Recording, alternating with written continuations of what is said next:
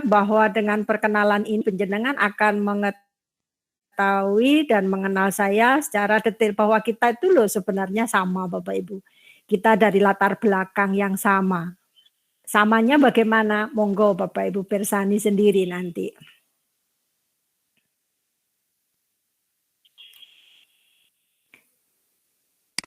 Ya, ini judul saya unik Bapak Ibu. Saya beri judul tak kenal maka tak sayang. Jadi saya berharap kalau Bapak Ibu tidak mengenal saya, ya tentu saja tidak akan sayang. Begitu maksud saya. Nama lengkap saya Endang Sulistiawati. NIP saya 1966 04 19 2005 01 202. Ini profil diri saya Bapak Ibu. Jadi nama sudah saya sebutkan tadi, alamat saya ada di Jalan Dr. Sutomo nomor 36 Kota Blitar. Memang saya tinggal di Blitar juga. Bapak Ibu, perso bahwa sebelumnya pengawas penjenengan juga namanya Endang. Kebetulan saya yang mendapatkan tugas di tahun berikutnya juga Endang. Mudah-mudahan nanti walaupun namanya sama, Bapak Ibu tidak akan salah. Karena apa? Walaupun sama-sama Endang, insya Allah kita berbeda Bapak Ibu. Saya lahir di Probolinggo Bapak Ibu 55 tahun yang lalu. Pekerjaan saya ini sebagai pengawas di wilayah Kabupaten Malang. Nomor HP sudah tertera di situ dengan nomor email saya. Berikutnya Bapak Ibu, ini adalah riwayat pendidikan saya. Di tahun 77 saya lulus SD, kemudian tahun 81 saya lulus SMP. Monggo Bapak Ibu cermati, tahun 84 saya ini alumni dari SMK PGRI juga Bapak Ibu.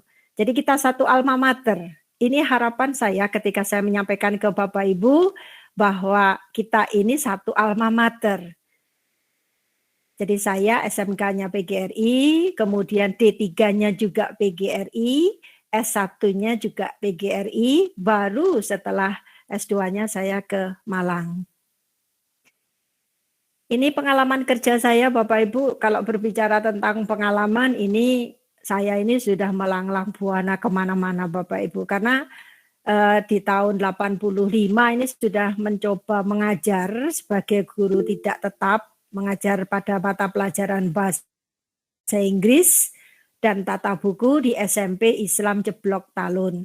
Ini ketika 85 ini saya masih semester 3 Bapak Ibu, sudah mencoba kuliah semester 3, saya sudah mencoba mengajar bahasa Inggris.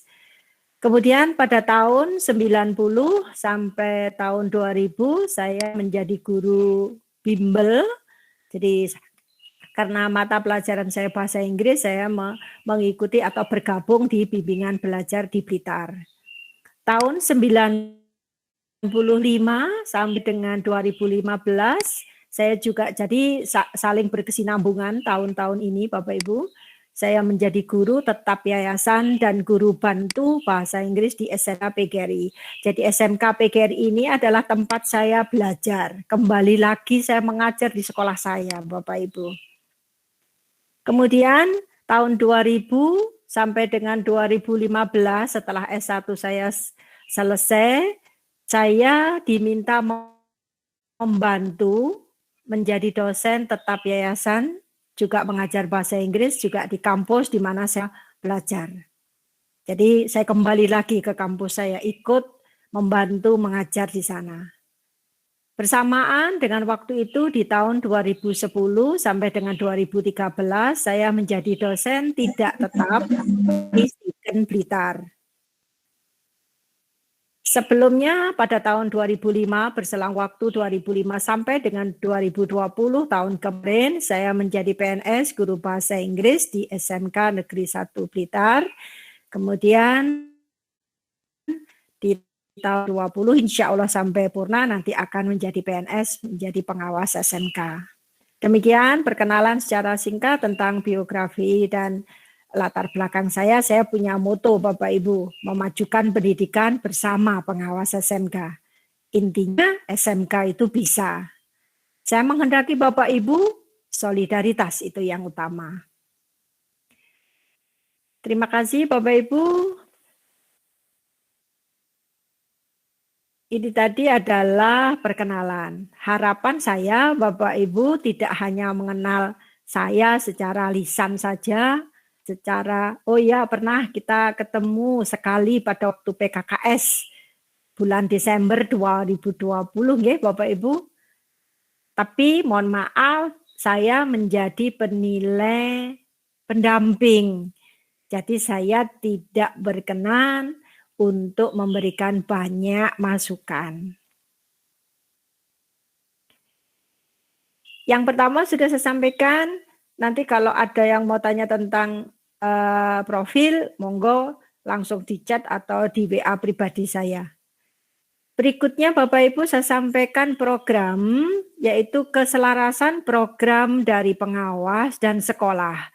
Sehingga Bapak Ibu nanti bisa mempersiapkan apa yang hendak Bapak Ibu lakukan pada waktu dekat ini.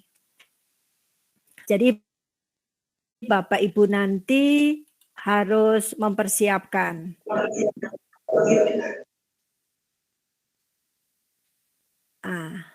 Bapak Ibu, ini adalah program kerja pengawas.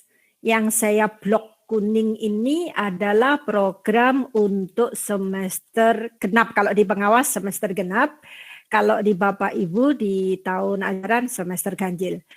Bapak Ibu siapkan, jadi semua sekolah nanti mempersiapkan penilaian kinerja guru dan atau kepala sekolah di bulan Desember. Jadi nanti di rutin November-Desember karena sekolahnya banyak, maka kita awali di bulan November-Desember. Jadi nanti Bapak Ibu harus mempersiapkan untuk penilaian kinerja guru dan kepala sekolahnya.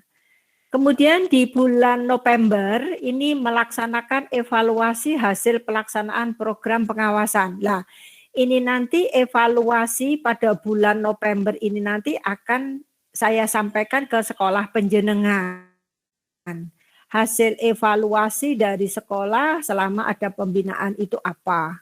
Kemudian di bulan Agustus ini adalah menyusun program pembimbingan pelatihan guru. Ya. Yang sekarang ini saya sampaikan ke penjenengan ini adalah pelatihan guru dan atau kepala sekolah melalui KKG, MGMP. Nah, karena ini kita belum punya MGMP, ya langsung saya turunkan melalui sekolah. Seperti pada kegiatan virtual pagi ini, Bapak Ibu, saya sengaja memfokuskan hanya untuk satu sekolah binaan.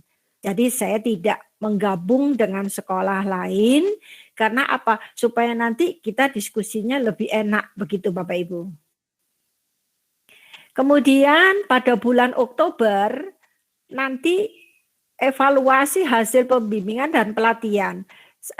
Rencana saya pada evaluasi pembimbingan dan pelatihan profesional guru di bulan Oktober nanti, saya masukkan juga pada program penilaian guru. Karena kalau kita laksanakan semua di bulan Desember untuk kinerja guru dan kepala sekolah, ini nanti dokumen yang penjenengan siapkan terlalu banyak bersamaan. Sehingga untuk penilaian kinerja gurunya saya masukkan pada evaluasi ini di bulan Oktober. Kemudian untuk November Desember yang dinilai ganti Bapak kepala sekolahnya. Kemudian di bulan September ini melaksanakan pembimbingan dan pelatihan profesional guru dan kepala sekolah. Pada bulan September saya merencanakan pembinaan yang kedua, yaitu penyusunan penilaian K13 level HOTS menuju AKM. Jadi nanti saya berharap karena untuk penyusunan penilaian yang hubungannya dengan PJJ Bapak Ibu, nanti insya Allah tidak saya laksanakan secara daring Bapak Ibu. Saya menghendakinya secara luring. Karena apa? Untuk penyusunan penilaian ini nanti Bapak Ibu harus menyesuaikan waktu untuk PJJ dan menyesuaikan materi. Karena berhubungan dengan kurikulum yang Bapak Ibu buat untuk tahun pelajaran 2021-2022. Ini gambaran program kerjanya Bapak Ibu.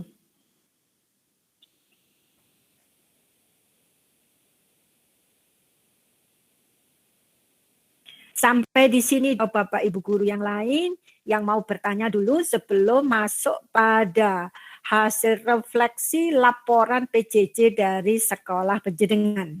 Monggo saya kasih waktu dulu. Bisa raise hand boleh. Bisa buka mic langsung boleh.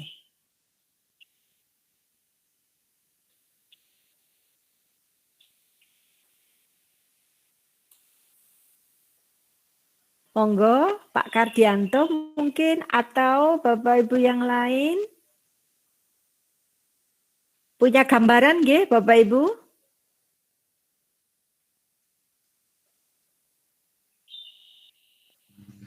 Baik. Atas pundi Pak Kardianto ada yang mau ditanyakan?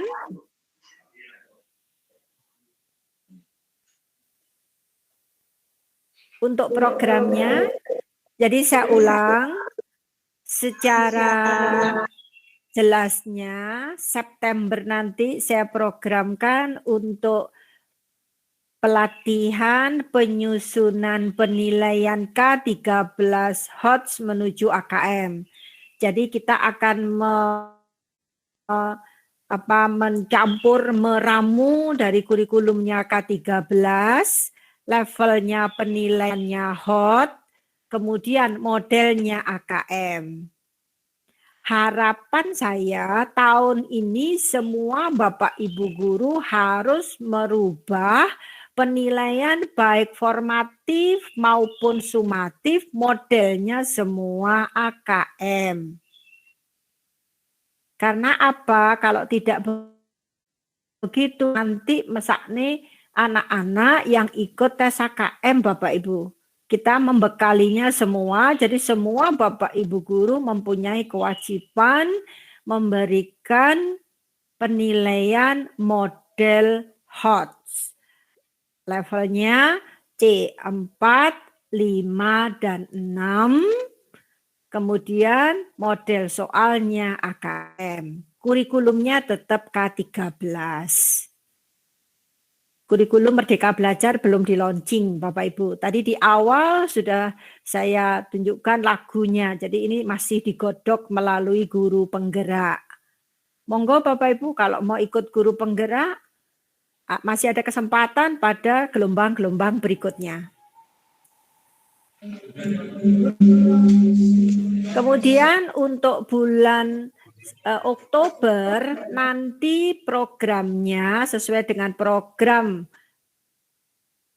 pengawas bersamaan dengan program kepala sekolah disesuaikan, yaitu supervisi akademik, memeriksa perangkat pembelajaran Bapak Ibu, dan penilaian kinerja guru yang menilai Bapak Kepala Sekolah dibantu oleh tim sekolah dengan menggunakan aplikasi Excel PKG Guru, yaitu penilaian di dalam kelas.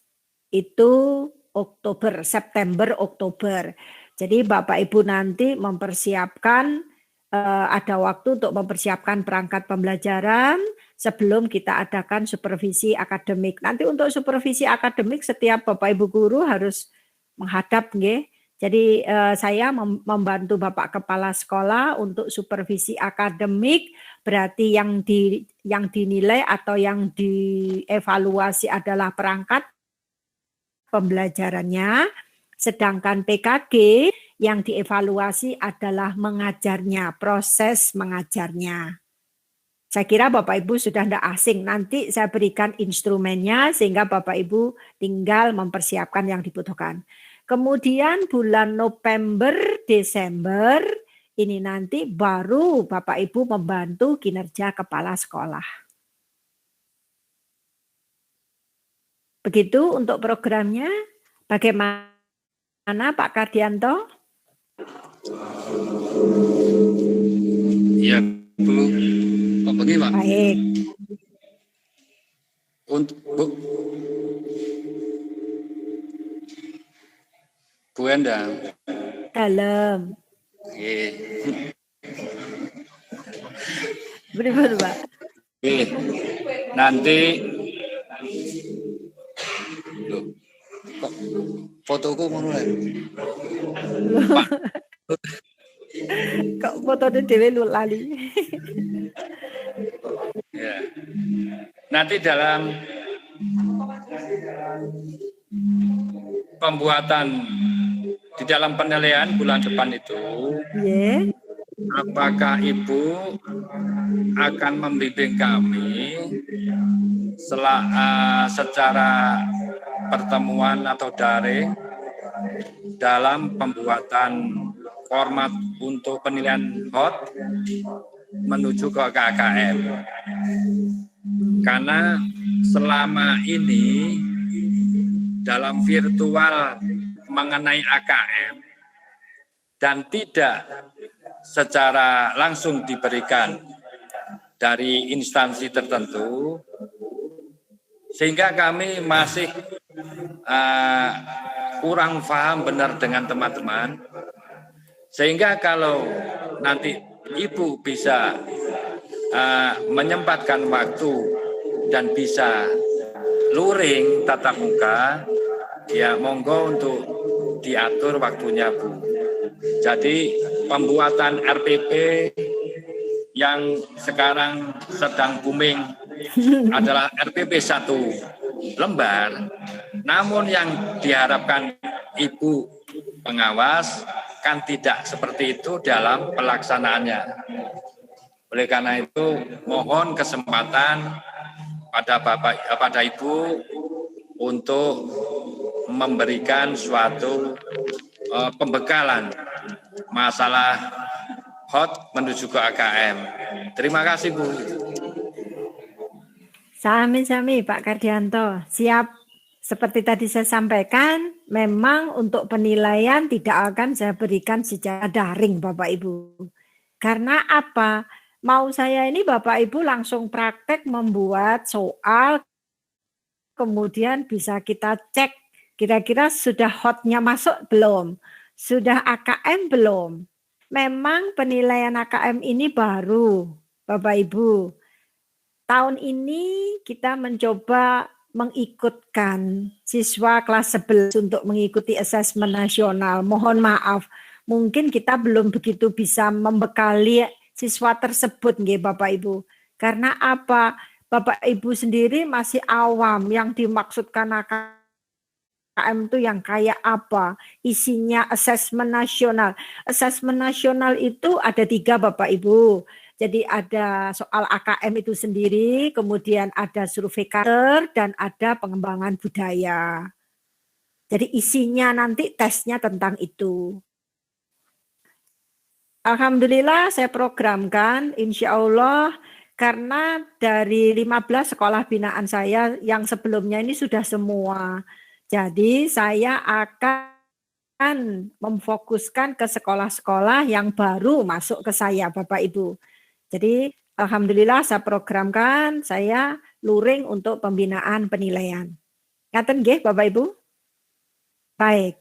Bapak Ibu saya lanjutkan untuk refleksi laporan PJJ yang disampaikan oleh Bapak Kepala Sekolah ke saya. Ini sharing loh ya Bapak Ibu.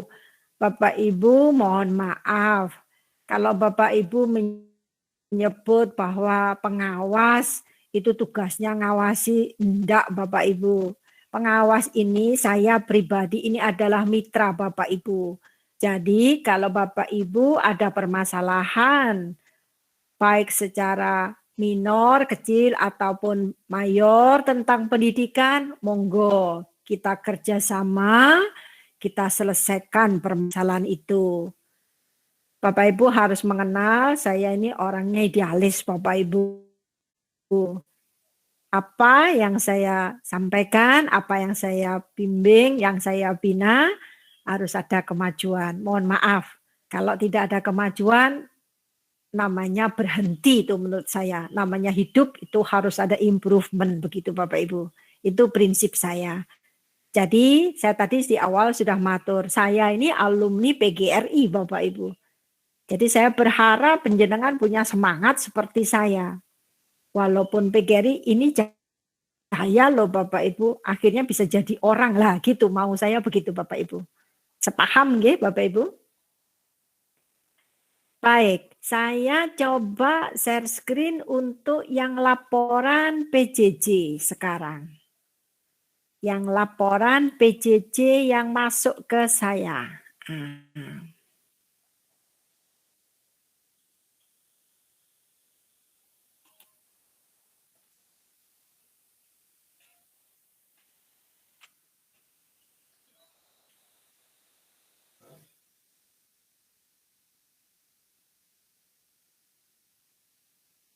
Bukan berarti ketika saya share di sini sama dengan saya mengoreksi penjenengan, bukan loh ya. Saya tadi di awal sudah matur ke penjenengan. Mari kita sharing, kita bicara bareng-bareng ya. Sehingga nanti Bapak Ibu dalam melangkah berikutnya ini tahu harus kemana dan harus bagaimana. Terima kasih Pak Kardianto telah melaporkan kegiatan PJJ yang berjalan kurang lebih 1 bulan nggih dari hasil. Cuman di sini saya masih menerima mapel PPKN, matematika, fisika dan bahasa Inggris. Laporan yang masuk di saya masih dari 4 mapel. 1, 2, 3, 4. Nggih. Mudah-mudahan nanti pada laporan berikutnya sudah semakin lengkap. Bapak Ibu, mari kita evaluasi dari responden, persentase responden Bapak Ibu. Dari jumlah siswa per kelas yang ada seharusnya ada di Google Classroom, ini 52. Kemudian Pro 3.12 materi, suggestion, dan over. Nah, ini 48%. Kemudian ketika tugas, ini ada peningkatan menjadi 92,30%. Nah, kita ambil satu contoh saja ini, nanti yang lain mengikuti Bapak Ibu. Bapak Ibu tinggal ngecek saja dari jumlah siswa 52 yang seharusnya di GC, kemudian responden yang masuk di sini hanya 25, sehingga persentase untuk materi pembelajaran hanya 48%. Mohon yang 52% ini ditampilkan di sini Bapak Ibu. Penjenengan masukkan tambahan catatan bagi siswa yang 52% ini. Tindak lanjutnya bagaimana? Apakah belajar sendiri? Tetap, apakah diberi tugas? Sehingga tidak hanya dibiarkan begitu saja. Soalnya kalau nanti penjenengan biarkan ini 52%, ini juga tidak ada penilaian, nanti semakin tambah KD-nya penjenengan nanti bisa jadi satu anak itu nanti tugasnya menjadi berkade-kade, begitu Bapak Ibu. Jadi kalau saya sarankan ini sudah bagus. Cuman mohon maaf nggih Bapak Ibu, ada sedikit tambahan ekstra pekerjaan untuk anak yang tidak mengikuti atau tidak aktif baik dalam materi maupun dalam penilaian. Ah, itu penjenengan tuliskan. Begitu nggih?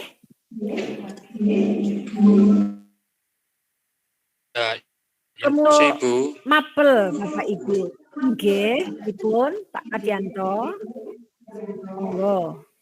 Apa yang dibacakan Ibu pengawas tadi, masalah PJJ, laporan tadi dari saya, itu adalah laporan awal kami. Kemudian telah kami beri motivasi pada Bapak Ibu, hampir sampai detik ini hampir semuanya. Tinggal beberapa teman karena rumahnya di jauh dari jangkauan tower. Gitu. Iya. Gitu. Permasalahannya di situ. Oke. Dan juga teman-teman yang mungkin masih belum paham mengenai Google Classroom, hanya tinggal memberi WA, Bu. Mohon maaf, Bu. Bagus. Itu laporan untuk laporan terakhir, Bu. Makasih, Bu. Instruksi saya. Terima kasih. Sami-sami. Bapak. Terima kasih. Lah, dari sini Bapak Kepala Sekolah sudah memberikan motivasi ke Bapak Ibu. Ada peningkatan akhirnya. Nanti saya berharap bisa luring dengan penjenengan Bapak Ibu, sehingga Bapak Ibu bisa mengemas baik materi maupun penilaian yang Bapak Ibu sampaikan kepada siswa ini nanti bisa dikerjakan dengan mudah, Bapak Ibu juga tidak menjadi kendala. Kemudian tentu saja Bapak Ibu harus paham di masa pandemi ini kesehatan adalah yang utama. Itu yang penting. Sehingga bagaimana kita pinter-pinter milih KD nanti pada penjabaran berikutnya, milih pinter-pinter KD yang urgent, KD yang penting, yang diberikan kepada siswa. Ini hubungannya nanti dengan penyusunan kurikulum yang ada di SMK PGRI Kromengan. Gitu nggih Bapak Ibu. Kemudian boleh saya sarankan Pak Kardianto, langkah Pak sudah bagus. Yang pertama Bapak menggunakan Google Classroom. Ketika jauh dari tower, langkah berikutnya disampaikan lewat WA.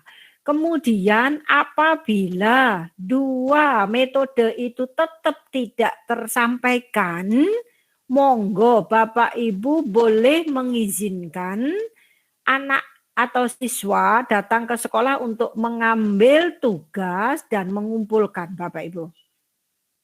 Intinya saya hanya berpesan Bapak Ibu nanti tidak mendapatkan kesulitan dalam penilaian penjenengan. Dari 1 KD segera ditindaklanjuti. Pada KD kedua ada improvement. Nah, di situ apabila satu siswa ini mendapatkan kendala, maka bagaimana langkahnya? Kita fleksibel aja Bapak Ibu. Intinya yang pertama, siswa tetap belajar. Sehat. Ini yang paling mahal di situ Bapak Ibu, sehat.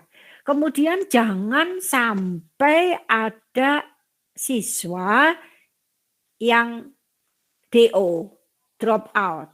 Ini yang penting Bapak Ibu.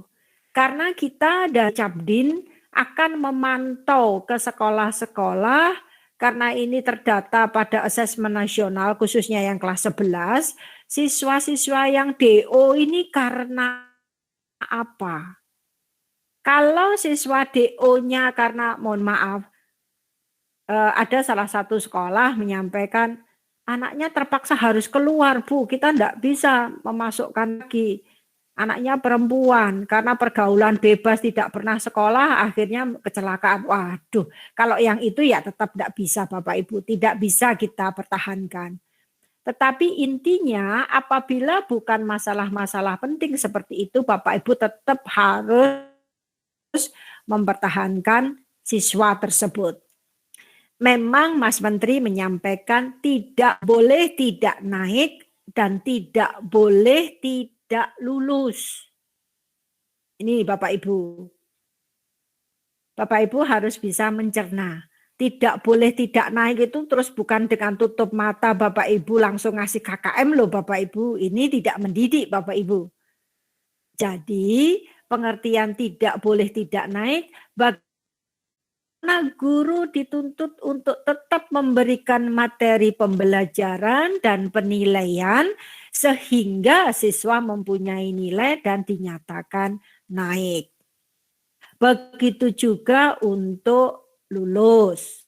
Bagaimana Bapak Ibu guru memberikan materi kepada siswa sehingga siswa juga mengikuti serentetan penilaian atau evaluasi, ujian, dan dinyatakan lulus. Saya nitip Bapak Ibu terutama kepada yang terhormat Bapak Sukardianto selaku Bapak Kepala Sekolah, mohon maaf sekali lagi kita tetap utamakan mutu. Walaupun kita swasta, tetapi saya punya prinsip insya Allah kita bisa tetap menjaga mutu. Begitu nggih Bapak Ibu? Nanti kalau luring kita banyak bincang-bincang. Kalau di sini nanti ada satu materi yang perangkat pembelajaran yang hubungannya dengan RPP tadi dan supervisi akademik termasuk PKG nanti belum kesampaian. Ngaten nggih, saya lanjut. Saya boleh share screen untuk materi perangkat pembelajaran saya.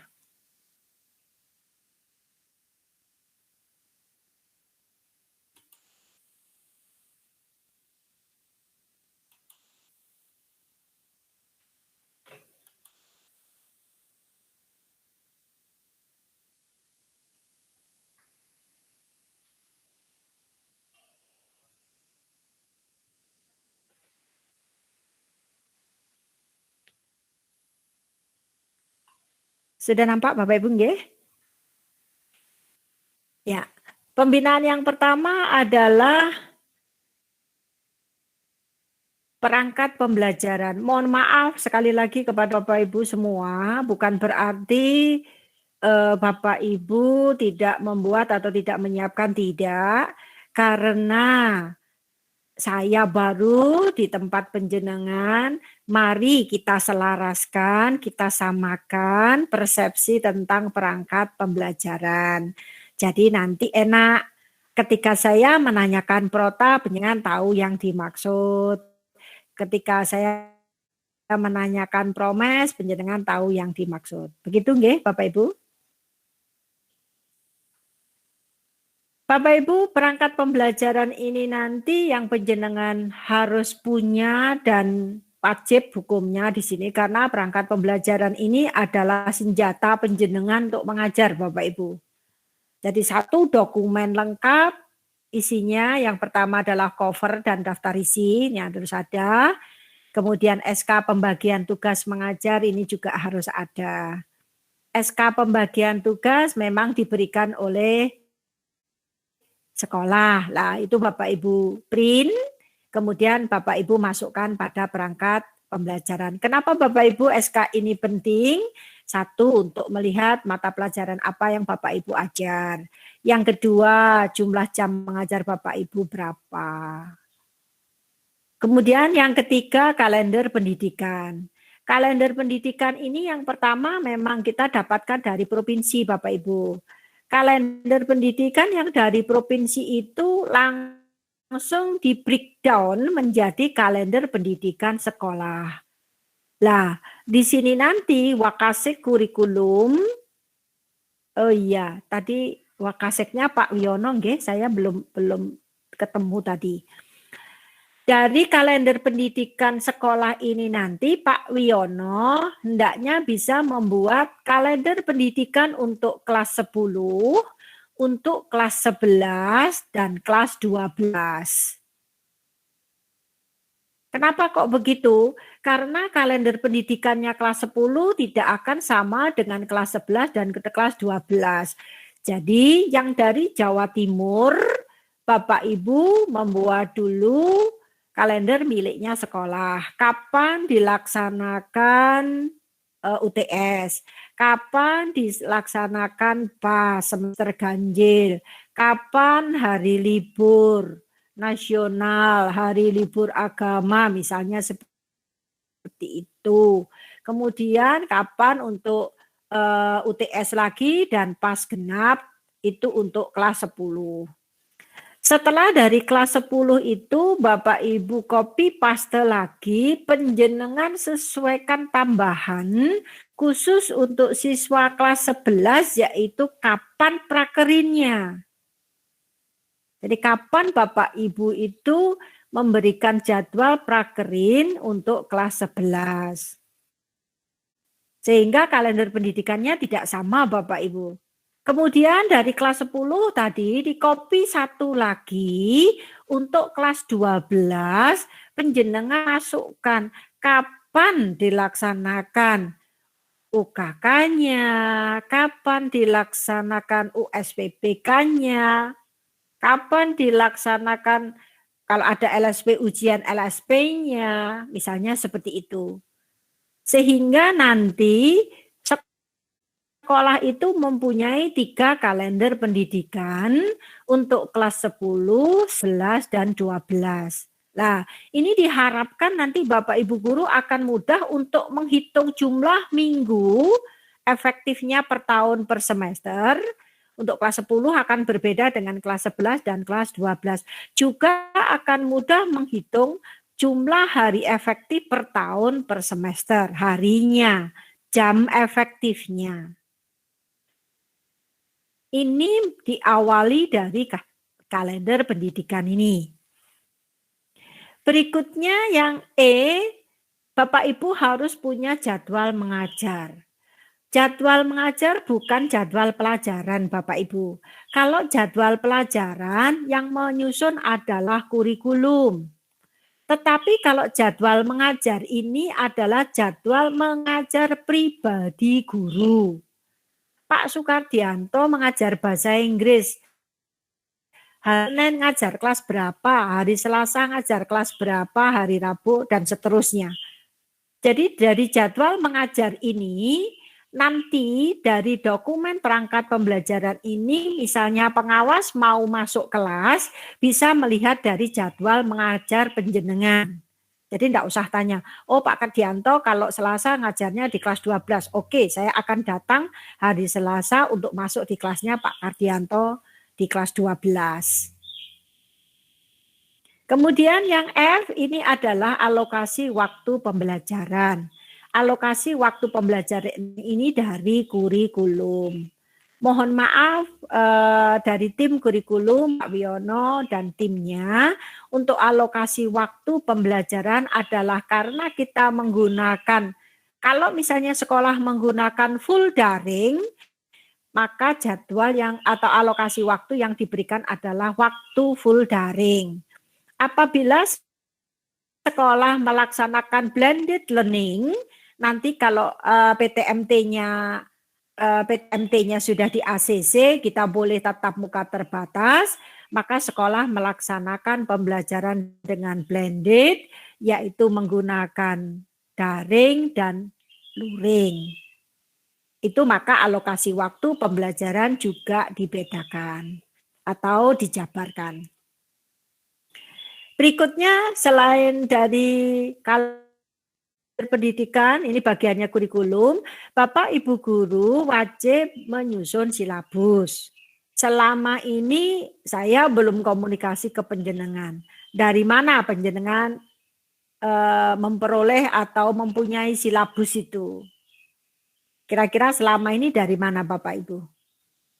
Silabus yang penjenengan punya itu. Dari internet, dari MGMP, dari mana Pak Kardianto? Halo. Iya, silabusnya penjenengan dari mana Pak dapatnya? Ini Pak Wiono, Bu. Oh Pak Wiono, ngapunten Pak Wiono. Ya. Mohon maaf. Ya. Iya. Kalau silabus kami sudah membuat itu termasuk jadwal dan sebagainya, termasuk kurikulum, Bu. Di situ sudah saya revisi kurikulum yang lalu.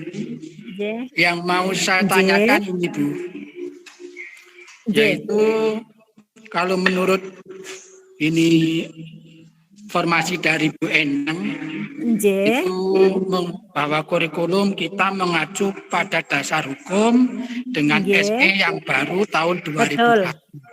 Nggih, betul.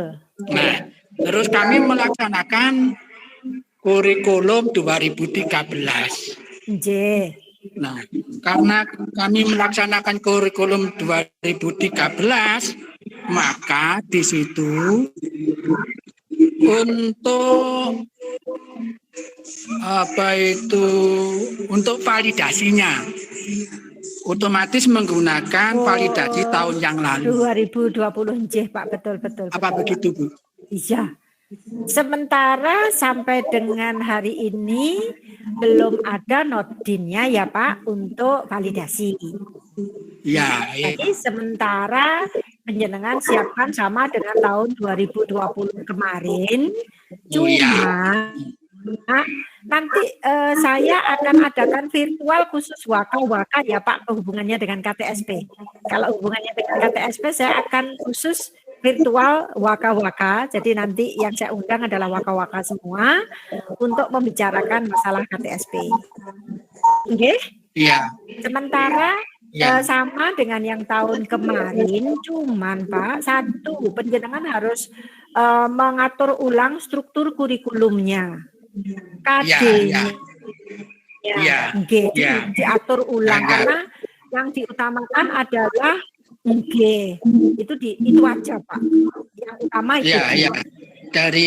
Dari di situ dasar hukumnya menganut yang tahun yang kemarin itu Bu ya. Betul.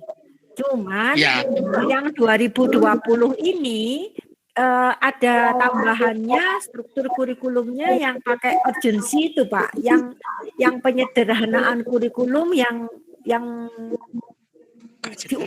penting-penting saja yang diajarkan. Terus kemudian ditambahkan lagi yang KD-KD yang bisa tematik Pak, yang bisa tematik. Misalnya saya ambil contoh bahasa Inggris nggih. Bahasa Inggris itu kalau kita berbicara model auxiliary lah, model auxiliary itu kan bisa ada di request, bisa ada di conditional sentence lah, itu pada KD itu dijadikan satu begitu. Jadi intinya bukan hilang, tetapi dijadikan satu begitu. Iya Bu. Ya. Terus yang kami tanyakan lagi Bu. Nggih. Untuk kelas 10 ya, kalau yang kelas 11 12 gitu mungkin masih bisa teratasnya ini loh. Untuk kelas 10. Ini kalau misalkan ini tidak luring entah 1 hari atau 2 hari. Mungkin anak kelas 10 ini banyak yang protol, Bu. Betul, Pak. Gimana kita disuruh megang anak itu supaya utuh. Jadi sama, Pak. Pengawas juga di force gimana sekolah ini supaya muridnya tidak keluar, betul, Pak. Lah, sekarang upaya sekolah kados pundi menurut Pak Wiono? Iya. Nanti kita matchkan Pak ya dengan pengawas ya Pak. Nggih, pripun usahanya sekolah. Ya. Kalau dari sekolah mungkin ini tadi sebelum ini tadi dimulai kan kita rapat dulu.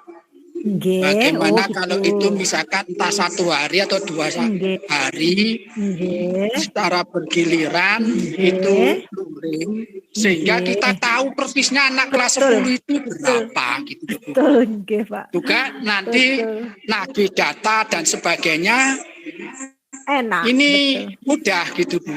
Apa kira-kira itu bisa diperbolehkan? Boleh Pak, saya secara pribadi mengizinkan. Bapak kalau kita berbicara formal, mohon maaf, kalau kita berbicara formal surat, sudah saya tanyakan ke Bu Kasi, ke Bu Dewi, kalau sekolah itu mendapatkan izin dari Satgas Covid ya silahkan. Tapi semasa tidak, ya kita nggak bisa bicara. Akhirnya kita ambil jalan tengah, Pak Wiono. Jadi intinya monggo kita sama-sama menyikapi, memprogramkan. Saya mengerti, Pak. Saya paham betul ketika tidak ada luring sama sekali, apalagi kelas 10 itu sulit, Pak. Saya paham betul.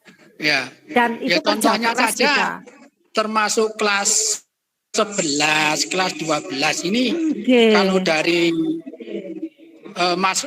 data dari Dapodik ini untuk operator itu sulitnya untuk nagih anak-anak misalkan tentang NIK dan sebagainya itu masih kosong gitu Bu. Sehingga kalau itu bisa masukkan nanti kita bisa nagih. Bagus.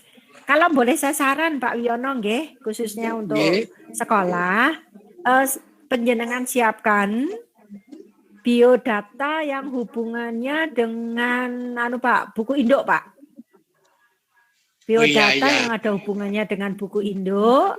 Nah, itu penjenengan kalau perlu penjenengan print supaya siswa itu atau gini di print kemudian diberikan ke siswa disuruh mengisi. Ya.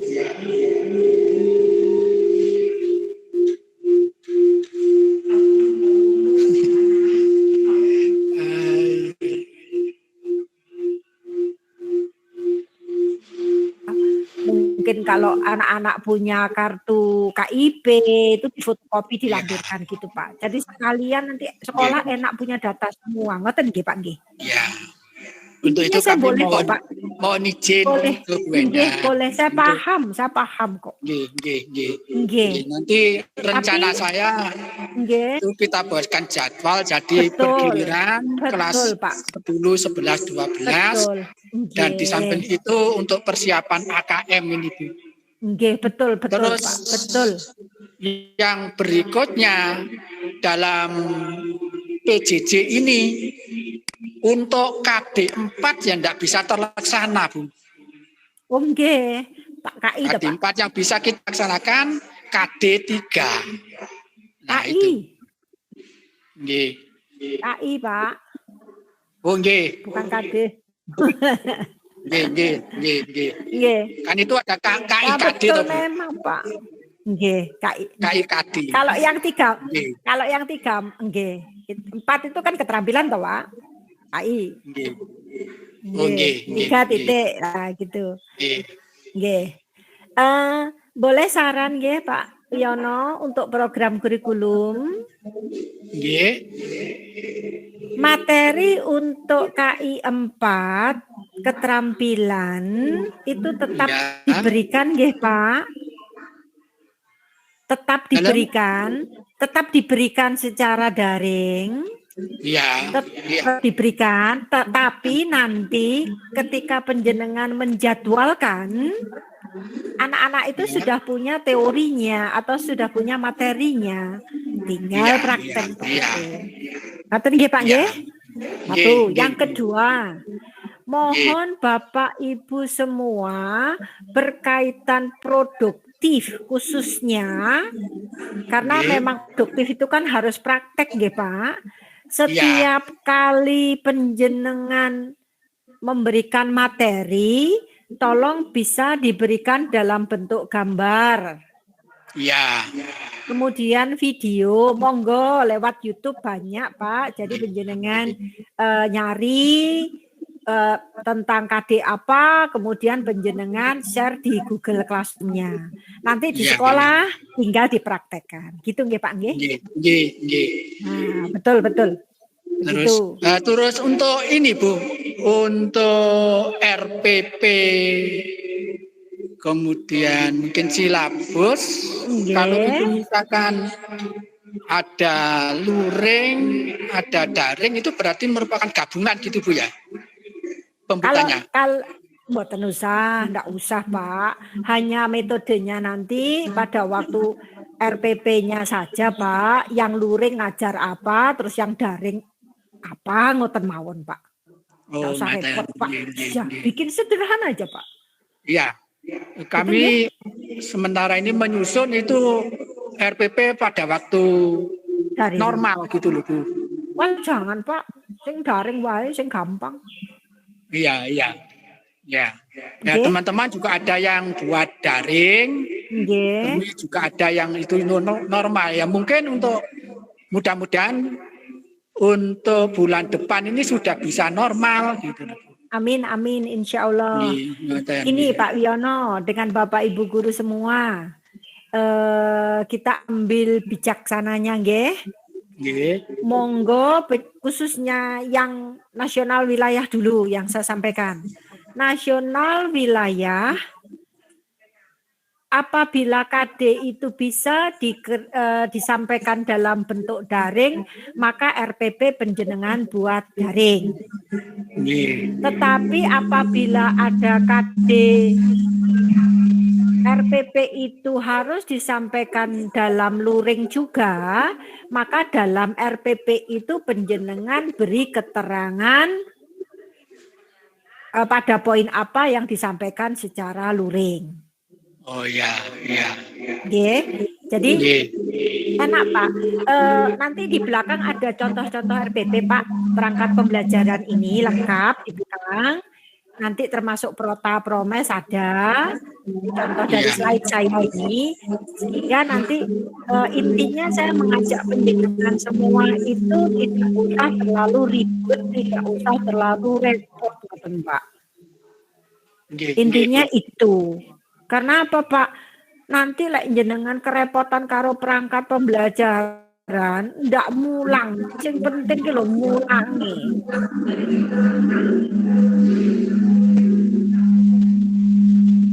Kalau misalnya Bapak Ibu guru kerepotan dengan perangkat pembelajarannya, terus materi yang disiapkan untuk siswa tidak diutamakan, nah justru malah salah. Gitu nggih Pak nggih.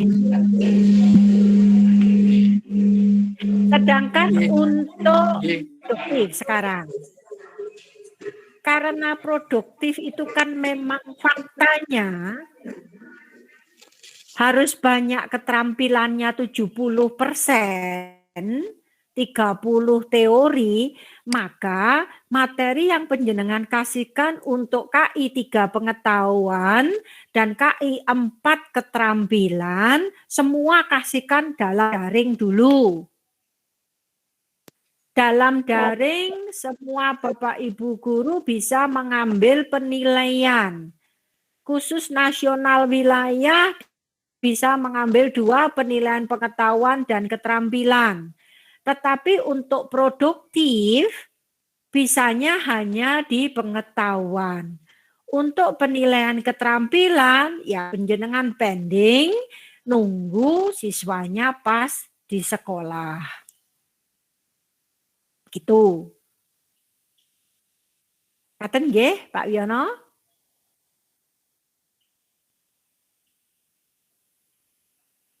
Baik, saya lanjut nggih Bapak Ibu. Berikutnya setelah silabus penjenengan punya prota dan promes. Berikutnya punya RPP. RPP ini isinya materi pembelajaran, mungkin ada media, alat dan sarana. Ada penilaian, ada tesnya, ada kisi-kisi, ada kartu soal, ada kunci jawaban dan nilai. Kemudian ada program perbaikan atau remedi, program pengayaan, enrichment, ada analisis butir soal, analisis nilai, absensi siswa, daftar nilai, dan jurnal kegiatan pembelajaran. 15 inilah yang penjenengan harus punya ketika penjenengan di supervisi akademik. Insya Allah saya programkan karena penjenengan saya menyampaikan ke penjenengan akhir Agustus, sekolah penjenengan akan saya supervisi di bulan Oktober. Jadi saya kasih prioritas karena penjenengan baru saya sampaikan. Jadi sekolah yang lebih dulu kenal saya masukkan di bulan September, khusus untuk SMK PGRI Kromengan saya jadwalkan di bulan Oktober. Jadi Bapak Ibu guru masih punya kesempatan untuk melengkapi perangkat pembelajarannya. Saya lanjutkan Bapak Ibu. Nah, cover daftar isi sudah jelas, SK pembagian tugas Dan tugas tambahan kalau Bapak Ibu wali kelas, misalnya ketika nanti Pak Wiono menjadwalkan luring untuk kelas 10, khususnya kelas wali kelas nggih Pak Wiono disempatkan untuk bisa tatap muka dengan siswanya sehingga lebih kenal. Wali kelas dan BP tentunya. Berikutnya kalender pendidikan dari provinsi, ini bukan hal asing lagi. Inilah kalender yang baru yang didapatkan setiap tahun ajaran. Kemudian sekolah akan membreakdown, membuatnya menjadi kalender miliknya sekolah. Jadi sekolah akan memberikan tambahan hari pada saat UTS-nya kapan, untuk pasnya kapan. Nah, di situ liburnya kapan, apabila ada peringatan hari besar, awal puasa dan seterusnya, itu yang penjenengan buat untuk kalender pendidikan dari sekolah tertentu atau satuan pendidikan tertentu. Ini yang maksudkan tadi adalah untuk yang kelas 10, Pak Wiono. Setelah satu ini penjenengan copy lagi satu, terus penjenengan masukkan untuk kelas 11, prakerinnya yang berapa lama itu. Terus yang dari kelas 10 di copy lagi untuk kelas 12, untuk UKK-nya kapan, untuk USBBK-nya kapan. Kalau ada ujian LSP-nya kapan. Ini kalender pendidikan. Kalau kalender pendidikan dari kurikulum sudah, berarti Bapak Ibu bisa menyusun pekan efektif Bapak Ibu. Ini sudah muncul pekan efektifnya. Jadi kalau misalnya Juli ini pekan efektifnya berapa? Kita masuk di tanggal berapa kemarin? 13 ya Bapak Ibu. Penjenengan hitung. Kalau pekan efektifnya di Juli ini 3, kemudian yang 1 ini untuk orientasi, berarti nanti yang efektif untuk dipakai pembelajaran hanya 2 minggu dan seterusnya. Kemudian untuk per semester, pekan efektif per semester, kalau ini selama 1 tahun, ini dihitung per semester, semester ganjil. Ini totalnya Juli itu 3, tapi efektifnya 2, soalnya yang 1 dipakai untuk orientasi, misalnya seperti itu. Kemudian semester genapnya berapa. Ini ngambilnya dari yang ini tadi Bapak Ibu lah, ini dimasukkan ke sini, di breakdown. Berikutnya kalau sudah, nanti ketika penjenengan pekannya sudah ke jam, mohon maaf ke hari dulu Bapak Ibu. Misalnya kita Juli masuk tanggal 13 lah. Hari ini tidak akan sama Bapak Ibu. Yang Senin pada bulan Juli itu, Senin, Selasa, Rabu itu hari efektifnya 3. Yang kena di jadwal Senin, Selasa, Rabu. Tapi yang kena jadwal Kamis, Jumat hanya 2. Misalnya seperti itu. Nah ini setiap Bapak Ibu guru, ini harusnya kalau dari kurikulum sudah muncul, jadi enak Bapak Ibu guru tinggal ngitung. Oh ngajarku Senin sama Rabu, berarti 3. Lah jamnya nanti tinggal ngitung. Minggunya ada 3 harinya. Nah setelah itu diturunkan lagi ke jam efektif. Jadi penjenengan tadi katakanlah ngajarnya Senin, 1 hari itu berapa jam. Kalau misalnya ini Selasa, tatap mukanya 4 jam, berarti jamnya 4, dipakai untuk KD apa. Lah ini penjenengan rencanakan, namanya rencana Bapak Ibu. Jadi Bapak Ibu dalam waktu 1 semester itu Senin tanggal ini ngapain, Senin tanggal ini ngapain, lah ini penjenengan rencanakan. Kemudian ini yang saya sampaikan tadi Bapak Ibu, jadwal mengajar. Jadwal mengajar ini adalah jadwal mengajar individu. Individu itu milik pribadi Bapak Ibu. Jadi waktunya misalnya Senin jam berapa sampai berapa itu Bapak Ibu ngajar di mana. Ini misalnya saya ambil contoh saja, ini ngajarnya di hari Rabu. Rabu ngajar 10 jam. Jumat 10 jam. Kemudian 10 jam, Sabtu 4 jam. Nah, ini 24 jam. Nah, bukan berarti kalau penjenengan itu hanya ngajarnya Rabu, Jumat, dan Sabtu, terus yang ini libur. Tidak begitu Bapak Ibu. Yang kosong-kosong ini penjenengan ini dengan kegiatan pribadi guru. Misalnya administrasi pembelajaran. Maksudnya administrasi pembelajaran ketika ada jam kosong ini, penjenengan ini melengkapi perangkat ngajar. Merencanakan PBM berarti ini membuat RPP. Kemudian evaluasi, berarti ini mengoreksi pekerjaan siswa. Sehingga nanti penjenengan ini nampak dalam waktu 1 minggu, minimal jam kerja penjenengan itu 37,5 jam. Walaupun ngajar penjenengan 24, minimal 37,5 jam dalam waktu 1 minggu. Syukur-syukur lebih, tapi tidak boleh kurang dari 37,5 jam. Itu harus di sekolah Bapak Ibu, karena ini kita daring, ya kita WFH, ya penjenengan tetap menyusun sesuai dengan jadwal WFH penjenengan, tetap minimal 37,5 jam, terutama yang sertifikasi wajib. Ini alokasi waktu, ini waktu yang saya ambil pada waktu masih normal. Ini monggo kurikulum sudah menyediakan. Nah, kita masuk pada silabus Bapak Ibu. Selama ini Bapak Ibu, saya yakin Bapak Ibu semua sudah punya silabus. Lah, silabus Bapak Ibu ini yang saya belum tahu dari mana, karena saya belum omong-omong banyak dengan Bapak Ibu.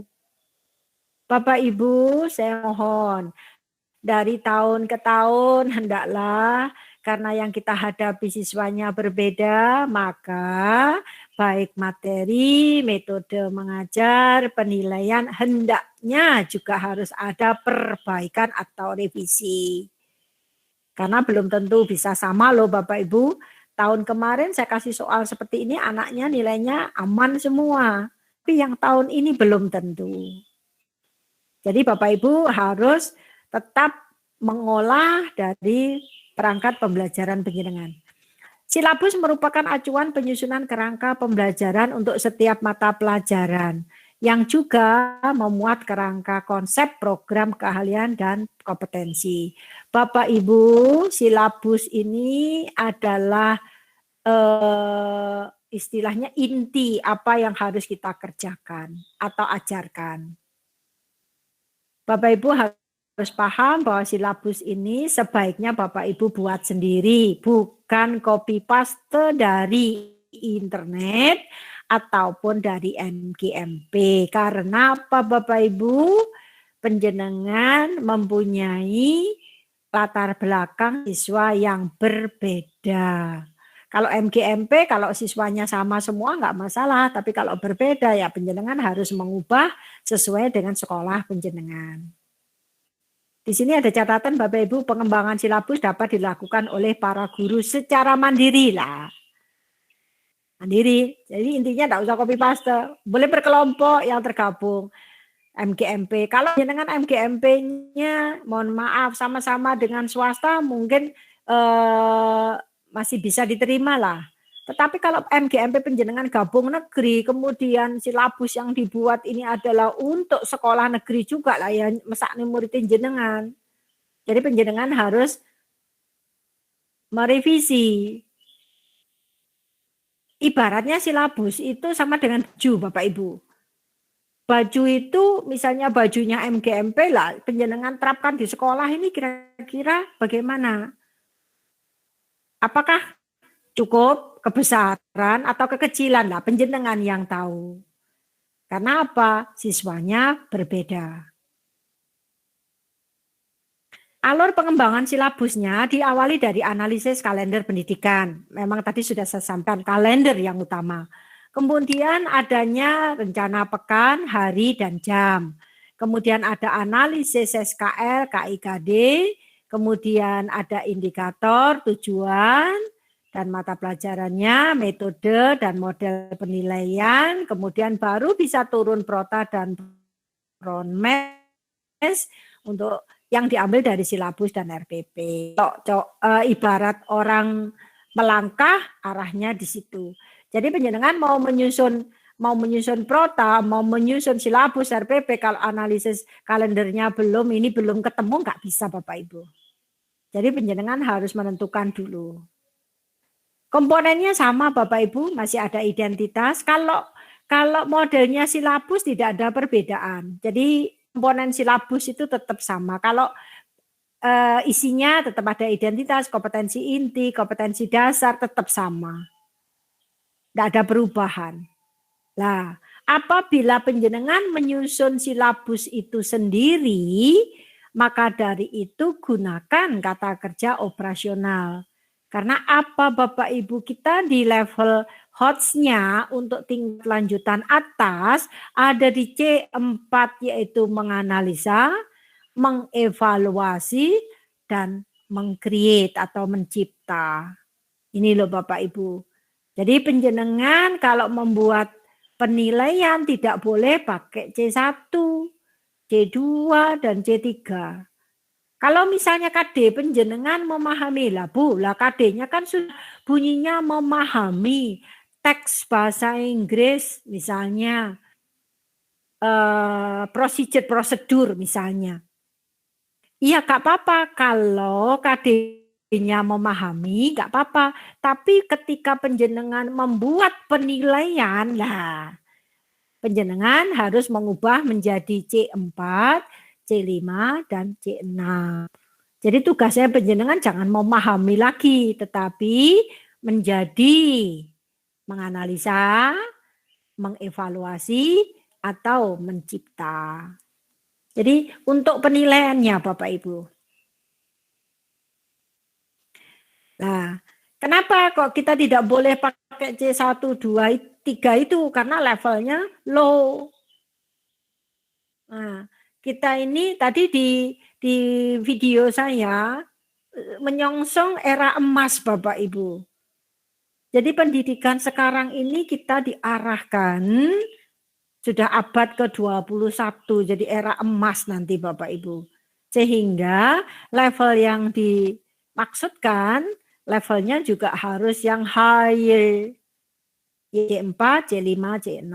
Bapak Ibu hati-hati ketika kita berbicara HOTS, bukan berarti sulit loh ya. HOTS ini higher, yang tinggi ini apanya? Mikirnya, think-nya.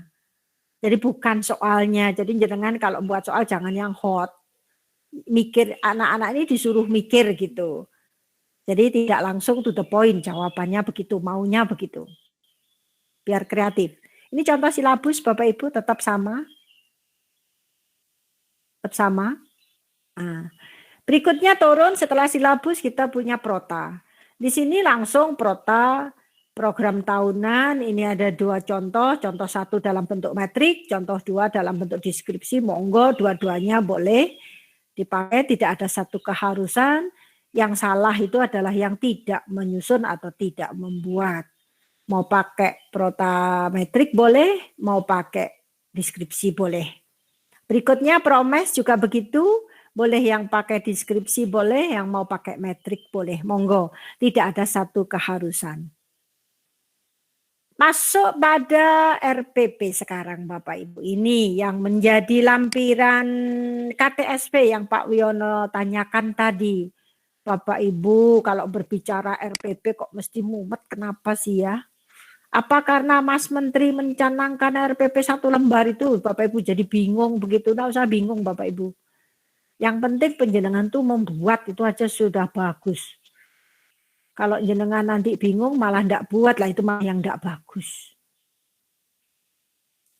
RPP adalah rencana kegiatan pembelajaran tatap muka untuk 1 pertemuan atau lebih, Bapak Ibu, untuk 1 pertemuan atau lebih. Berarti intinya RPP itu dibuat untuk 1 KD.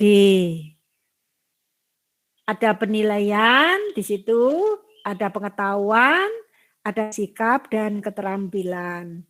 Untuk yang sikap, untuk yang mapel untuk mapel PKN dan PAI, penilaian sikap dan spiritual KI 1-2-nya masuk. Sedangkan untuk mapel nasional wilayah dan produktif selain PAI dan PKN hanya perlu nilai pengetahuan dan keterampilan serta penilaian sikap sebagai pendukung saja. Tidak dimunculkan dalam bentuk nilai atau angka. RPP dikembangkan dari silabus, jadi silabusnya harus dipegang dulu Bapak Ibu, dan bertujuan untuk mengarahkan kegiatan pembelajaran. Pengembangan RPP dilaksanakan bersamaan dengan pengembangan silabus. Jadi, kalau nanti silabusnya itu sudah penjenengan tata KD-nya, KIKD-nya, maka penjenengan bisa menyusun RPP. Ini komponen RPP-nya tidak ada perbedaan, ada identitas, kompetensi inti, lengkap. Nah, ini catatannya, sesuai dengan surat edaran Mendikbud nomor 14 tahun 2019 tentang penyederhanaan RPP, maka komponen utama RPP menjadi 3, yaitu tujuan, langkah, dan penilaian. Ini loh Bapak Ibu, yang dimaksudkan RPP 1 lembar itu ya RPP yang disederhanakan ini. Kalau penjenengan memang faktanya membuat beneran RPP, terus enggak 1 lembar, apa penjenengan paksakan untuk 1 lembar? Ya enggak lah. Jadi penjenengan tetap menyusun RPP walaupun nanti faktanya jadi berapa lembar. Jadi tidak usah ikut Mas Menteri. Kalau Mas Menteri RPP 1 lembar. Nah. Jadi kalau menurut saya pribadi itu malah justru membuat gurunya tambah mumet. Gimana pressure jadi 1 lembar itu. Jadi kalau saya pribadi sekali lagi Bapak Ibu tidak usah berpedoman penjenengan harus membuat 1 lembar. Dene 2 lembar monggo, 3 lembar monggo, saya tidak akan menyalahkan. Yang salah yang enggak buat, nah itu baru salah. Nah, ini contoh RPP yang dipakai lampiran KTSP tahun kemarin Bapak Ibu. Contoh RPP versi baru yang dipakai tahun kemarin. Ini 1 lembar Bapak Ibu. Ada KD-nya, sampaikan. Kemudian indikator. Ini di kotak merah Bapak Ibu. Indikator cukup ditulis di silabus saja. Bapak Ibu monggo, ini ada pertanyaan bebas. Boleh dari Pak Wiono, boleh dari Pak Sukardianto, atau Bapak Ibu guru yang lain. Bapak Ibu kalau berbicara tentang indikator. Nah, indikator ini nggih. Indikator ini kegunaannya atau indikator ini diambil dari mana toh Bapak Ibu? Dikembangkan dari mana toh Bapak Ibu indikator ini? Monggo dibuka mic-nya. Indikator ini dikembangkan dari mana Bapak Ibu?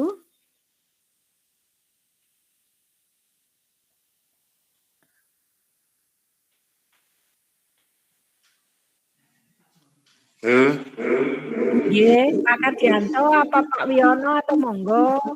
Indikator ini dikembangkan dari mana?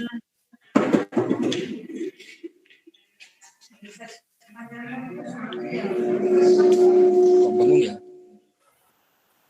Ya. Nah, sudah ada. Oke, Tribun. Indikator ini dikembangkan dari mana Bapak Ibu? Nanti biar penjenengan enak. Lah arahnya ngajar kemana, untuk apa kegunaan indikator ini jelas. Ya. Dalam indikator pencapaian itu Bu, kita dari KIKD. Dari materi apa kita berikan pada siswa agar siswa itu bisa paham dan sampai menuju keinginan kita mencapai pencapaian kompetensi itu agar siswa bisa kita kembangkan. Betul, dikembangkan dari KD nggih Pak nggih? Ya. Kalau 3 titik berarti, mohon maaf. 3.1 T1 apa? Nggih, 3.11 berarti ini pengetahuan. 4.11 berarti keterampilan. Oke, sudah betul dikembangkan dari KD. Sudah betul Bapak? Sekarang terus Bu, tujuannya atau kegunaannya apa Pak indikator ini Pak? Berapa toh Pak dari 1 KD ini kita kembangkan menjadi indikator ini ada berapa Pak? Ya untuk pencapaiannya Nggih. kita untuk memplanning minimal Nggih. 3 pencapaian Betul. kompetensi. Betul. Kan kita Tiga, tidak nggih. menginginkan pencapaian itu hanya 2 kompetensi, 2 pencapaian. Nggih. Kita harus sampai 3 ke atas lah, Oh, paham? ngoten. Gitu. Kok alasannya 3 ke atas nopo, Pak? Apa? Kok harus 3 ke atas nopo? Bapak Ibu, indikator ini kan nanti orientasinya ke penilaian, Bapak Ibu. Sehingga indikator ini minimal 3. Karena dalam penilaian itu ada 3 unsur. 1, dari soal yang dibuat itu harus ada yang mudah, ada yang sedang, dan ada yang sulit. Itu alasannya Pak Kadianto. Jadi minimal harus 3. Gitu nggih. Jadi ketika panjenengan membuat indikator 3 ini diharapkan ada indikator misalnya 3.11.1 yang mudah.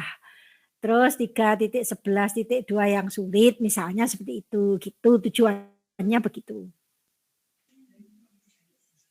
Iya, Bu. Nah, jadi minimal 3. Ya.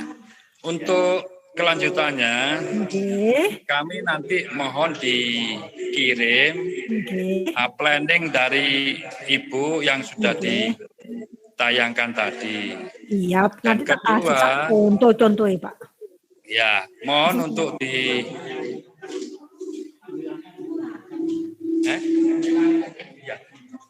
yang PPT tadi Bu untuk bisa dikirim. Siap, nggih. Saya kasih nanti filenya Pak. Ya, berupa file. Kemudian mohon untuk juga dikirim dari RPP isi dari tadi, isinya sampai ke penilaian. Nah, dan juga lampirannya contoh untuk mengcopy pembuatan contoh dari Ibu. Mengcopy pembuatan apa Pak? Ya, maksud saya contoh RPP punya Ibu satu kali aja, nanti kami bisa sebarkan ke Bapak Ibu. Jangan khawatir. Ini Bu, kelanjutannya. Seandainya saya melihat dari RPP Bapak Ibu guru, ternyata masih banyak C1, C2, dan C3. Dan C4, 5, 6 hanya beberapa. Artinya apakah itu dengan Bapak Ibu guru mapel harus direvisi? Atau di dalam pelaksanaannya aja kita rubah di dalam C4, C5, C6. Makasih. Sami-sami Pak Kadianto. Terima kasih Bapak Ibu. Bapak Ibu yang RPP-nya sudah jadi, yang di situ tetap menggunakan C1, 2, dan 3. Memang kalau kita berbicara tentang level hot Pak, tidak semua KD juga bisa mengkreasi. Tidak semua KD juga bisa mengevaluasi. Jadi bisa jadi satu mapel bahasa Inggris itu, kalau ini pengalaman saya jadi guru, sedikit berbagi. Saya rata-rata pakai misalnya teks, kita berbicara tentang teks, reading. Kemudian anak itu disuruh membuat menjawab pertanyaan begitulah. Saya enggak begitu Pak soalnya.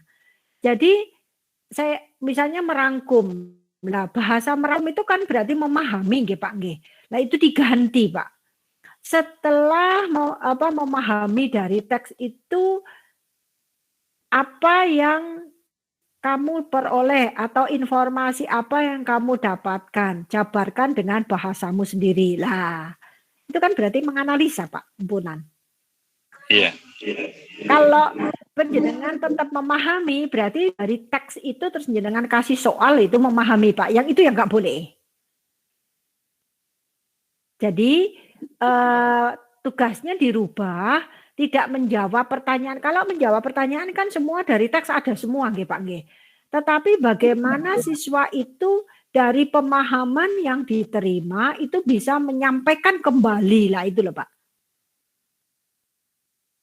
Iya, Bu. Nah, itu jadi modelnya dibuat seperti itu. Yang sudah jadi enggak usah dirubah, Pak. Ini kalau boleh tahu, Bapak Ibu guru membuat RPP-nya sudah sampai berapa KD nggih, Pak, sampai dengan hari ini? Mungkin Pak Kardianto pribadi dulu sebagai contoh. Saya masih 3.11, Ya. 3.12. Iya, ya sudah, yang sudah terlanjur sudah Pak, enggak apa-apa. Yang belum saja nanti yang bisa pakai C4, C5, C6. Pak Kardianto ngajar kelas 12 bahasa Inggris untuk application letter itu meng-create, Pak. Iya. Nah, jadi kan bisa toh Pak. Jadi memang harus nyari KD-KD mana yang bisa pakai 4, mana yang C5, mana yang C6. Begitu nggih Pak nggih? Ya, itu di kelas 11 juga ada kan. Nah, di betul, kelas 3 juga diulangi. Betul, kan? Iya betul. Begitu Pak nggih. Boleh Pak yang sudah jadi enggak usah. Hanya penjenengan kan sekarang sudah arahnya. Kalau enggak begitu nanti untuk masuk ke abad 21-nya terlalu berat Pak kita. Iya. Ke AKM-nya juga terlalu berat karena AKM dasarnya sudah levelnya 4, 5, 6. Gitu. Nanti kita di luring aja Pak nggih, komunikasi banyak karena kita bisa langsung tanya jawab banyak. Iya, Bu. Nggih. Planningnya Ibu saya kan memang banyak. Betul Pak. Terusnya agak di limit sebenarnya Pak tadi. Nanti lain kali bisa gitu. Iya, betul. Iya. Maaf Bu, masukkan aja. Iya betul. Indikatornya cukup ditulis di silabus saja. Mohon maaf Bapak Ibu yang saya sampaikan ini yang berkaitan dengan supervisi akademik saja.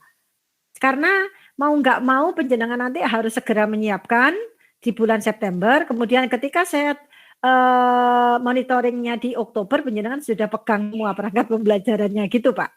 Ini program saya itu yang saya dulukan. Gitu nggih?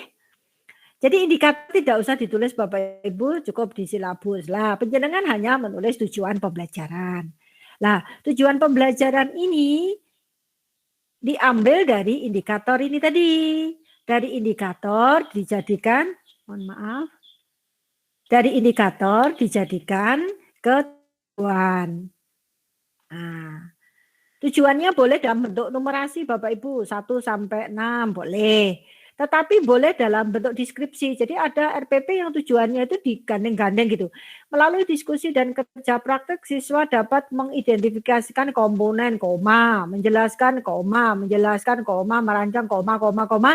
Nah, itu monggo, itu kan hanya variasi saja. Mana yang menurut jenengan mudah. Kalau saya pribadi senang yang numerasi. Karena apa? Berapa tujuan pembelajaran ini? Ada 6. Dari berapa indikator? Dari 3 indikator.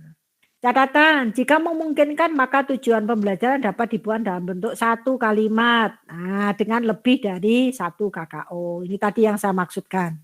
Melalui diskusi menginginkan rangkaian untuk pengetahuan. Ini digunakan untuk keterampilan misalnya seperti itu. Kemudian kegiatan pembelajarannya ada pendahuluan, tetap Bapak Ibu ada tetap pendahuluan, inti, dan penutup. Kemudian baru ada catatan, di bawahnya ada penilaian. Bapak Ibu, kalau penjenengan membuat seperti ini, mungkinkah 1 lembar? Saya kembalikan ke penjenengan. Kalau penjenengan membuatnya dalam bentuk 1 lembar, kemudian fontnya diperkecil, mohon maaf. Tidak usah mengikuti 1 lembarnya Bapak Ibu, tetapi RPP-nya jelas. Itu yang prinsip. Ini RPP-nya. Jadi nanti semua Bapak Ibu guru wajib membuat 1 RPP, minimal 1 RPP 1 mapel untuk dilampirkan ke silabus. Ke KTSP-nya kurikulum. Sebagai kelengkapan KTSP.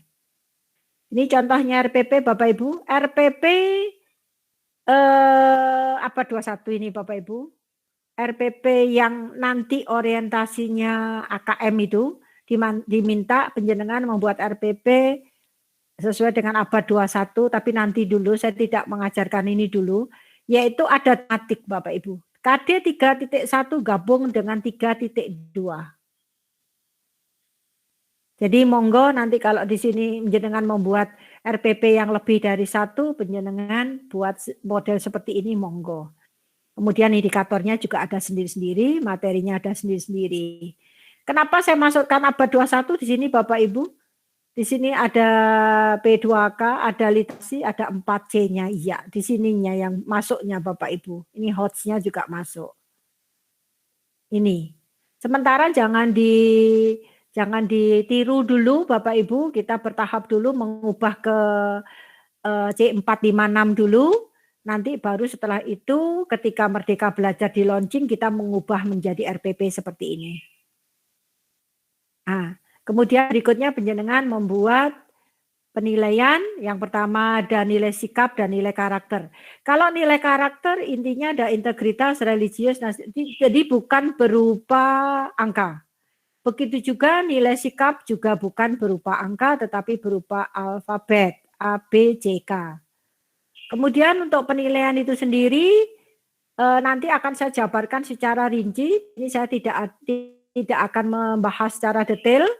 Untuk penilaian yang jelas penjenengan harus membuat penilaian pengetahuan, bisa tulis, lisan, penugasan, portofolio. Intinya penilaian pengetahuan hanya 1. Silahkan, mau milih tertulis boleh, mau lisan boleh, mau penugasan boleh, mau portofolio boleh. Tidak boleh double. Ada tes tulis dan ada tugas, tidak boleh. Kasihan siswanya. Kemudian ini rubriknya, kemudian nilai keterampilan juga begitu. Kalau penjenengan menilai kinerja atau proyek juga 1 saja. Karena yang kita butuhkan di penilaian keterampilan hanya 1 nilai. Ini rubriknya. Berikutnya kisi-kisi. Bapak Ibu, penjenengan harus membuat kisi-kisi ketika penjenengan membuat soal.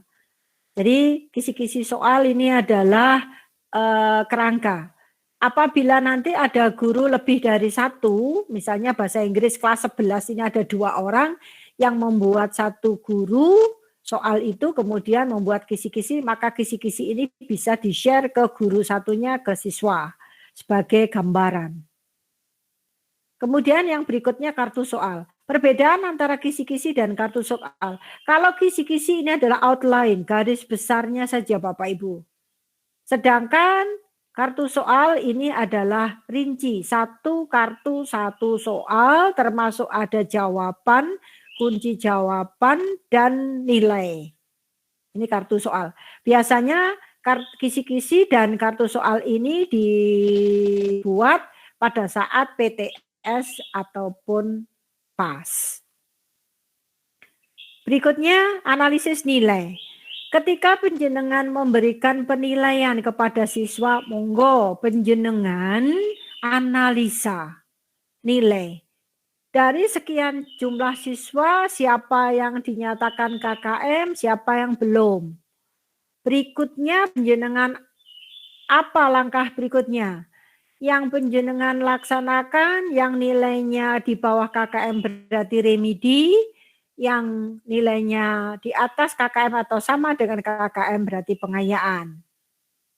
Sedangkan analisis butir soal ini dimunculkan untuk melihat bahwa perlu perbaikan secara klasikal khususnya soal-soal yang paling banyak dikerjakan salah. Sedangkan soal yang betul dikerjakan tidak perlu muncul dalam perbaikan. Jadi nomor 1 ini rata-rata siswa betul mengerjakan. Jadi tidak perlu muncul. Sehingga yang paling banyak salahnya ini maka akan dikeluarkan secara klasikal. 2, 3, 4, 5, 6, 7, 8, 9, 10. Karena paling banyak salahnya di sini. Kenapa? Dilihat dari sini Bapak Ibu. Nah ini prosentasenya di sini. Ketercapaiannya ini. Berarti soal nomor berapa yang perlu diulang itu nampaknya dari sini. Nah ini berapa? 50, 50 ini perlu diulang. Berikutnya, daftar nilai dan absen. Kalau boleh saya sarankan daftar nilai dan absen ini bisa 1 lembar. Kalau misalnya penjenengan sudah membuatnya berpisah ya monggo. Kalau saya pribadi menyarankan jadi satu lembar. Karena apa? Mempermudah kita dalam cek presensi dengan nilai. Karena erat hubungannya Bapak Ibu, kita berbicara masalah presensi dan nilai itu. Otomatis presensi itu nanti juga akan mempengaruhi guru untuk memberikan penilaian. Terakhir, jurnal kegiatan hari pertama penjenengan ngajar materi apa yang jenengan ajarkan, kegiatannya apa. Demikian Bapak Ibu, paparan dari perangkat pembelajaran yang penjenengan harus siapkan yang akan menjadi program supervisi akademik pada bulan Oktober depan. 15 item harus penjenengan pegang ketika kegiatan supervisi akademik nanti. Jadi nanti saya bekerja sama dengan kepala sekolah, nanti instrumennya saya kirimkan nggih Pak nggih, instrumen untuk penilaian supervisi akademik dengan PKG-nya. Untuk PKG saya lepas ke sekolah. Saya tidak akan menunggu Bapak Ibu guru di kelas, Bapak Ibu monggo, itu hak sepenuhnya sekolah, saya hanya di perangkat pembelajarannya saja. Ngaten Pak Kardianto. Nggih, Bu. Monggo, ada yang perlu ditanyakan lagi?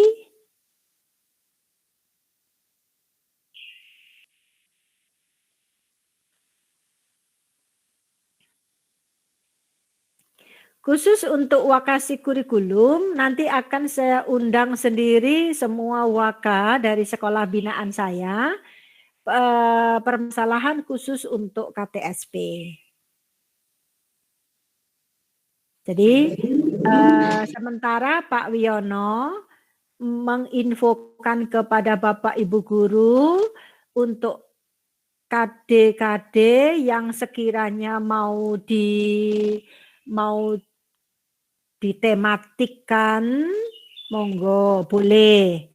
Bapak Ibu kalau berbicara tentang KD, misalnya satu bahasa Inggris, kelas 10, 11, 12 itu ada 30 KD.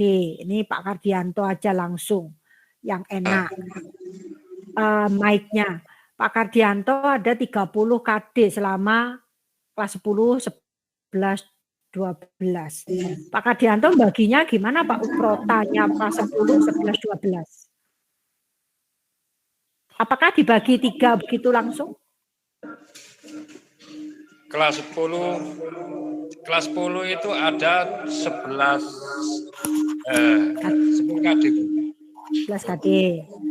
Terus kelas 11-nya? Semuanya itu kelas 10, 11, 12 itu ada 23. Oh, 23. Nggih, nggih. Intinya 23 itu nggak boleh dibagi rata ya Pak ya? Oh enggak Bu, setiap jenjang itu ada sendiri beberapa KD. Nggih. Ya, betul.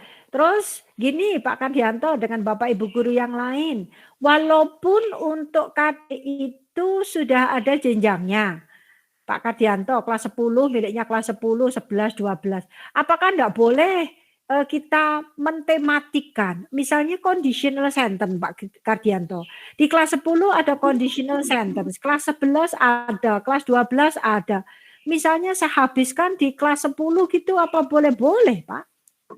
Bisa Bu. Boleh, iya dimatikan. Karena bisa. Apa Bapak? Iya, penjenengan harus mengatur Bapak Ibu, kelas 11 itu jam tatap mukanya siswa kan jauh berbeda dengan kelas 10 dan kelas 12 karena terpotong prakerin lah. Sehingga pembagian KD untuk kelas 11 pun juga harus dibatasi. Sehingga siswa tidak mendapatkan beban terlalu banyak pada pembelajaran. Begitu juga untuk kelas 12. Kelas 12 itu biasanya bulan Maret itu sudah mulai ujian-ujian. Maka KD-nya pun juga harus disesuaikan. Gitu nggih. Monggo, kalau ada yang ditanyakan lagi dari Bapak Ibu guru lain atau dari Pak Wiono mungkin.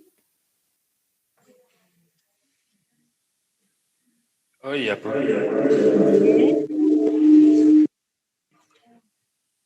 Yang disampaikan Ibu tadi, jadi untuk yang bahasa Inggris satu yang lain bisa diperhatikan apakah di kelas 1, kelas 2, kelas 12 ada,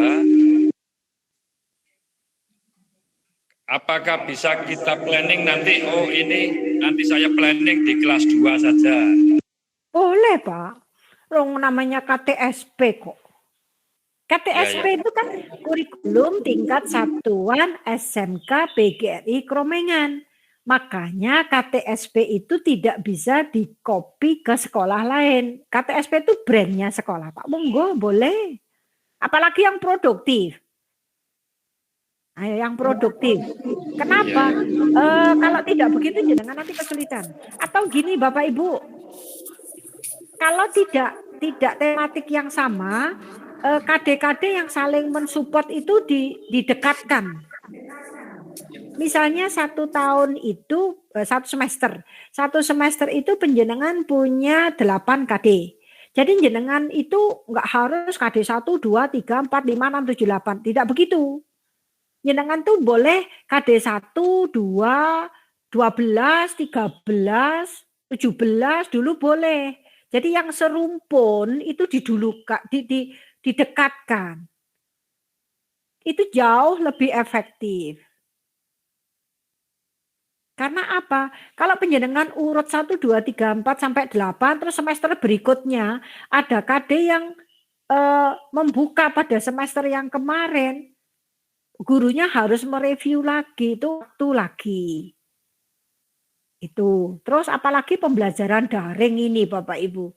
Jadi kalau KD yang saling mensupport itu didekatkan atau diurutkan begitu. Boleh Bapak Ibu. Monggo.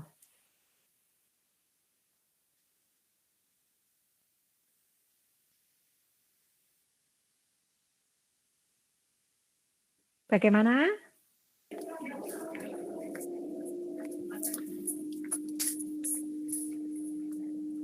Ya, mohon maaf Bu, rupanya teman-teman datangnya mulai jam 8, tadi kan mungkin agak capek mau tanya ini, ya nanti mungkin teman-teman mau tanya lewat WA Bu. Iya monggo, nggih, betul monggo.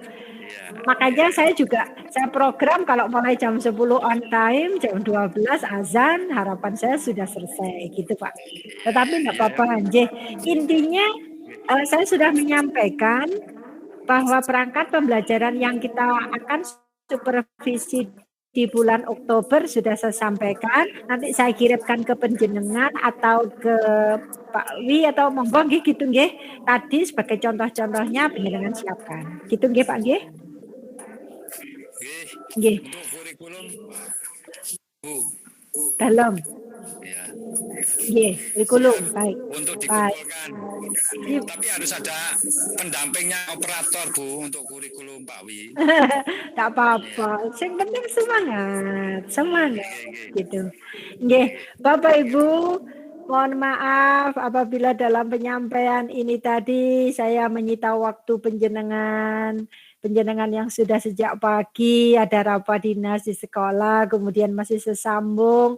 Mudah-mudahan penjenengan semua tetap berkenan. Terima kasih banyak.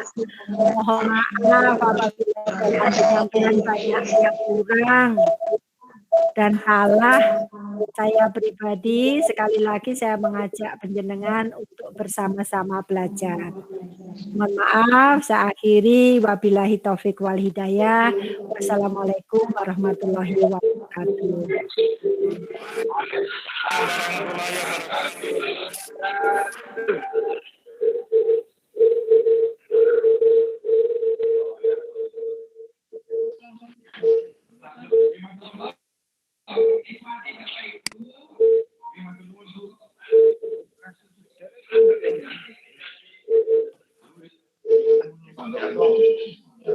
Pokoknya Pak, ditutup.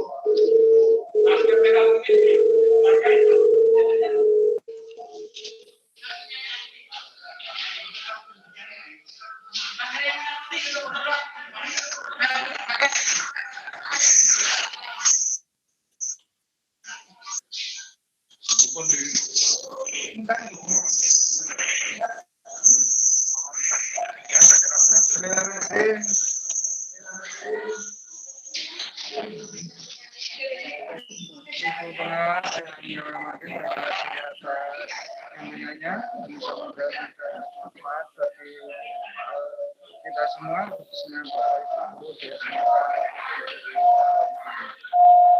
Bapak Ibu hadirin yang hormati,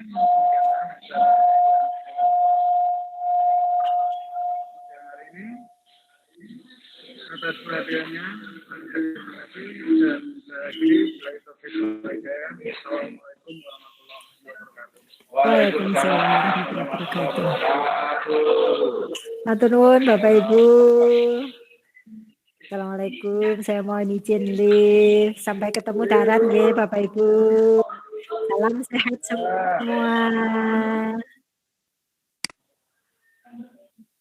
Oh, Pak tadi kok belum foto ya Pak ya? Sudah terlanjur live semua. Aduh untuk dokumennya. Buka kemarin dulu Pak. Buka kamera dulu semua. Kita belum ngambil dokumen. Enggak, untuk ngambil dokumen. Enggak. Kamera dulu.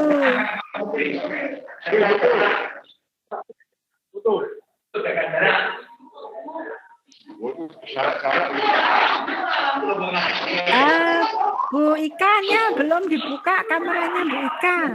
Oke.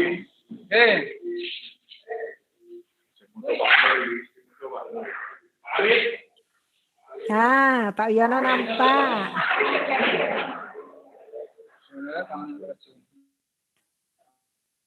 Oke, sip. Matur nuwun, salam sehat semua.